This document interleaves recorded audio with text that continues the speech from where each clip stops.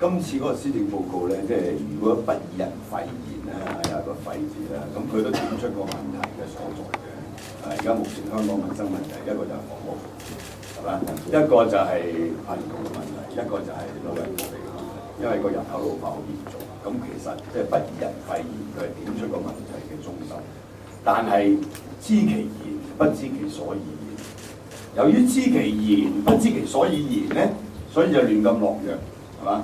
但就以老人福利嗰個，即係佢嗰個建議，有啲人哋講咗 N 咁多年㗎啦，係咪？即係嗰啲領取呢個啲老人津貼嗰啲，即係離港限制嘅問題啊，佢講咗90幾年㗎啦，係咪？而家先做，有啲老人家要翻大陸，係嘛？咁我係咪帶埋個福利去啊？而家又係話俾你聽探討啫，冇話俾你聽。喂，你話好多爭議啊，技術問題、法律問題，啲老人家如果喺大陸用福利，係嘛？呢啲技術問題點樣解決咧？要攞個方法出嚟，而唔係繼續探討啊嘛，係咪？咁又係 hold 住。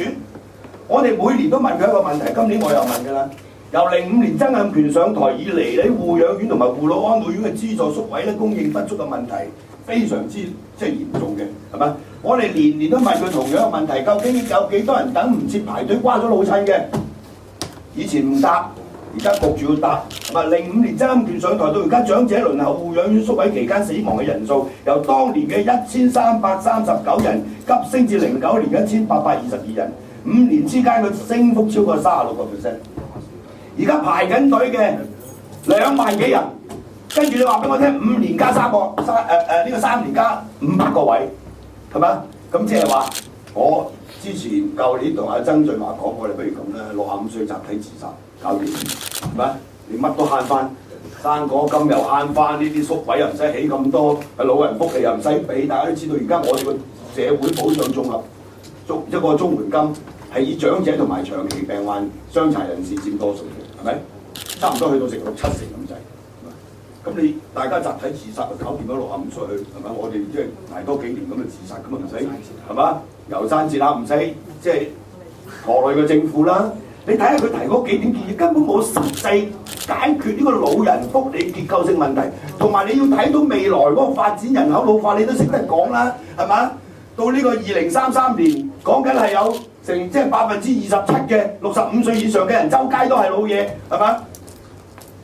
根本就冇辦法解決到問題，所以呢個我哋即係覺得呢一個特首真係廢嘅。所以我哋今次又再入多條問題問排隊又死幾多人啊嘛？我成日溫馨提示佢嘅，即係話你係好冇良心咯，係咪？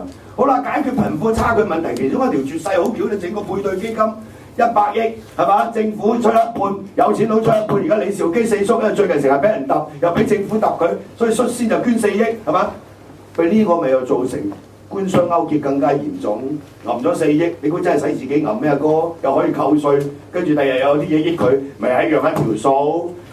解決貧富差距係政府嘅問題啊嘛，係嘛？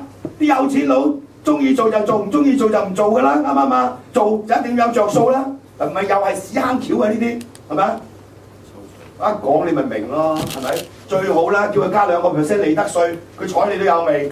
加2%利得稅解決好多問題啦，你夠唔夠膽啊？唔夠膽啊嘛！今日誰家天下大佬？李嘉誠入去深圳胡錦濤，我多忙啊，都要抽20分鐘跟你聊聊啊，係咪？邊個話事啊？聊聊啊，係咪？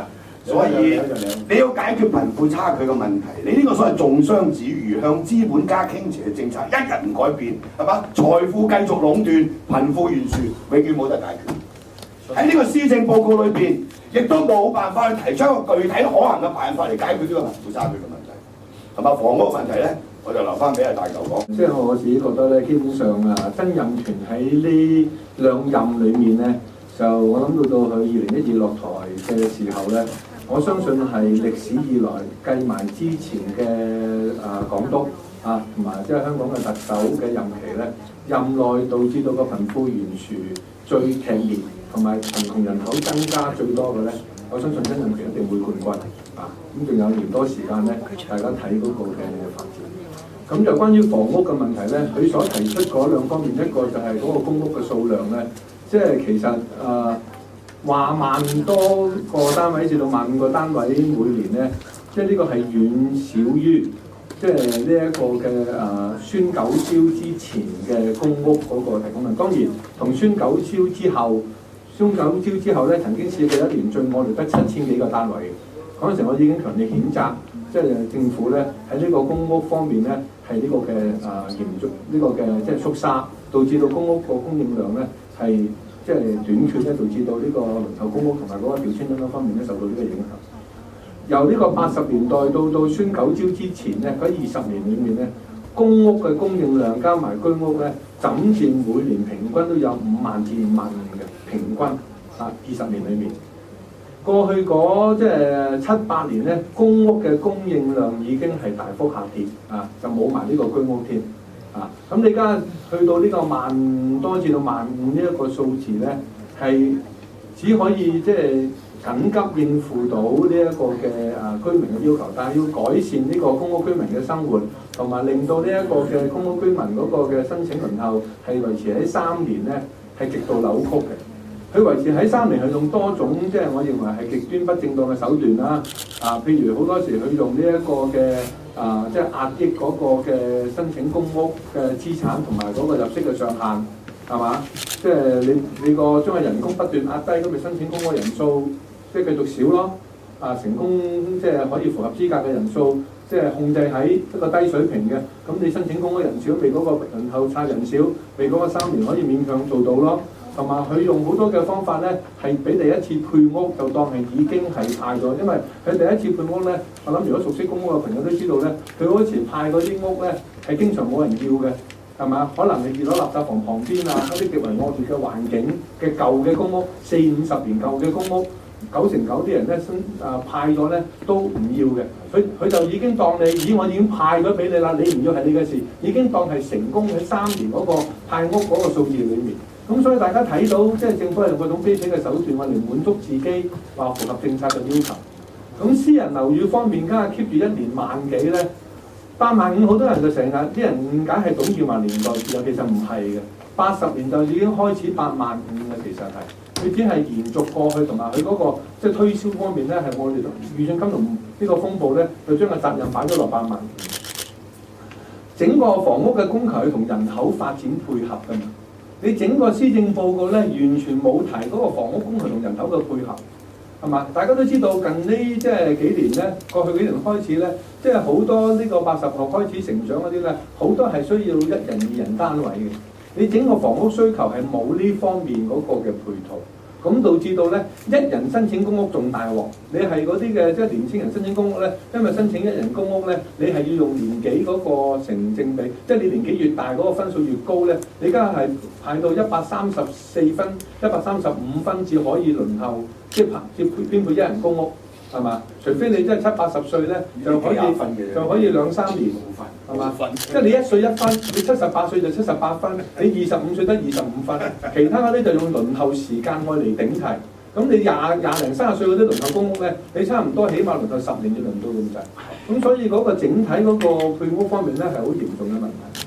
你用呢一個房協即係嗰3年後可能至有得供應，根本係完全係呢個即係你唔好話點綴式啊，連點綴式都不如，好敷衍性咧，就用一個咁樣嘅似是而非嘅，即係滿足呢個嘅即係私人樓宇嗰個供求呢一個模式咧，我覺得係即係廢無可廢嘅，已經係即係絕對廢柴，係嘛？咁所以我哋即係對佢嗰個房屋嘅供應咧，同埋整個政策咧，係令到呢個嘅地產霸權主義必定會延續，小市民必定會繼續捱貴租。我最近1年都見到好多舊樓好多舊樓嘅租金係上升得好犀利嘅。越舊嘅單位越細嘅單位，嗰個平均尺價咧，同啲豪宅差唔多，係嘛？你家下即係一個好細嘅單位80尺，有啲都要2500到3000蚊租啦已經，係嘛？咁所以你睇到即係香港嗰個貧富懸殊同埋嗰個房屋供應嘅問題咧，必然導致到即係呢一個嘅社會嘅矛盾加劇。曾蔭權呢一次嘅施政報告，如果從溫家寶所講嗰個深層次矛盾嘅問題裏面咧嚟講咧，係不但冇回應冇處理溫家寶所講嗰個深層次矛盾，反為係呢一個嘅加劇，令到呢個深層次矛盾加劇。即係可能曾蔭權即係相信共產，即係馬克思主義講咧，你一定令到社會嗰個階級矛盾加劇咧，至有機會即係推動呢一個革命。